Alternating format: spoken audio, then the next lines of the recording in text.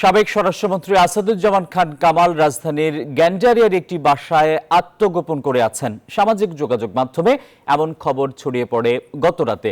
পরে স্থানীয় ছাত্র জনতা মিলে ঘিরে ফেলে বাড়িটি। খবর দেয়া হয় সেনাবাহিনীকে।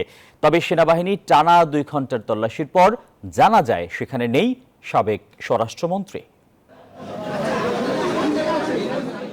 মঙ্গলবার দিবাগত রাত 2টা রাজধানীর গেন্ডারিয়ার সতীশ সরকার রোডের 31/3 বাড়িটি ঘিরে স্থানীয় জনতার ভিড়।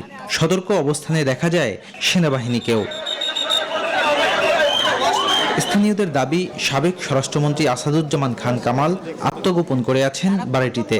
বাড়ির ভিতরের মানুষজনই বলছে যে এই বাসাতে স্বরাষ্ট্রমন্ত্রী আছেন, সাবেক স্বরাষ্ট্রমন্ত্রী আসাদুজ্জামান খান কামাল এই বাড়িতে 2 দিন যাবত অবস্থান করছেন। যোগাযোগ মাধ্যমে ছড়াইছে যে উনি এখানে অবস্থান করতেছে, একটা গুগল ম্যাপ এখানে দেখাইছে, তো উচ্চ জনতা বিভিন্ন গ্রুপে পেয়ে সবাই চলে আসছে এখানে।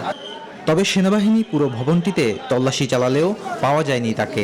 পরে সেনাবাহিনীর পাশাপাশি বৈষম্য বিরোধী ছাত্র আন্দোলনের স্থানীয় প্রতিনিধিরা মিলে পাশের 31 নম্বর বাড়িতেও তল্লাশি চালায়। সেখানেও খোঁজ মেলেনি সাবেক স্বরাষ্ট্রমন্ত্রীর।